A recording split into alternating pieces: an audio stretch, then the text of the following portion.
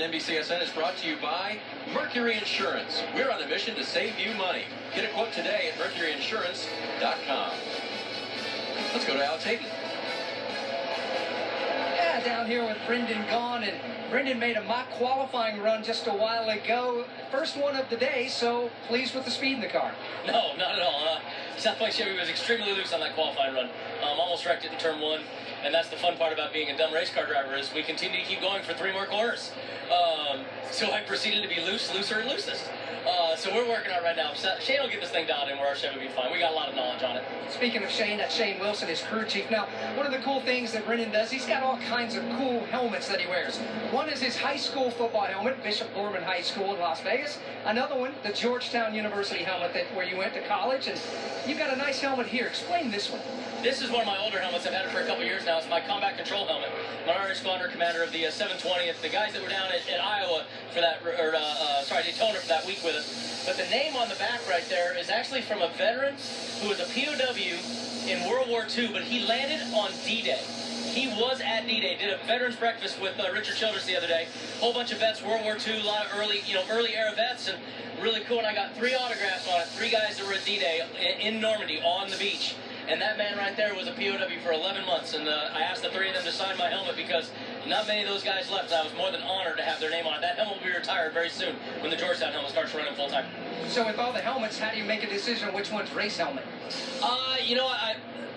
It kind of just where I feel. If I got a bunch of military guys coming, I pull that one out.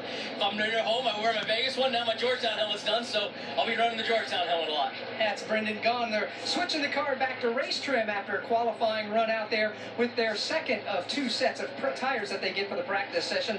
You mentioned Georgetown. He played on the Georgetown basketball team under Coach John Thompson, but he also was the kicker on the Georgetown football team, and that's kind of what the helmet's all about with his Georgetown. It's got a face mask painted across the front and a big blue G on the side. The stories never stop, Alex, with Brendan Gaughan, that's for sure. And how thankful we are for those few World War II vets that are still with us to be able to meet them and then get to interact with them. Cool tribute right there. That's pretty special to have those names. We saw that 88 come through the corner, man. That thing was a little bit nervous as he steered it up off the corner, chasing the nose of it. Yeah, but he's made it better. These are his best times at the practice session. He's up to the 5th spot as far as one lap time goes. You know, and Dave mentioned it earlier, how bad the junior motorsports cars were here last year. They just struggled. They brought new stuff, could never get up to speed. Right now, our guy is 4th.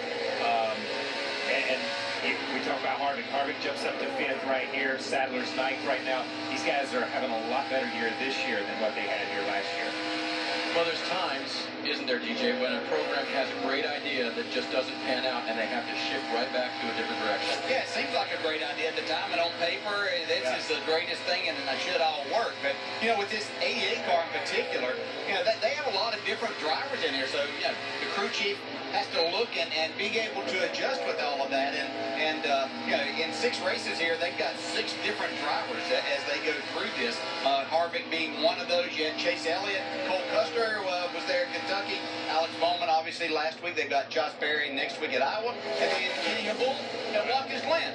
So, crew chief's got his job and his work cut out and trying to figure all of those drivers out. Trying to figure one out's enough. Marty, did you get all those names down? I wrote them down, Dave.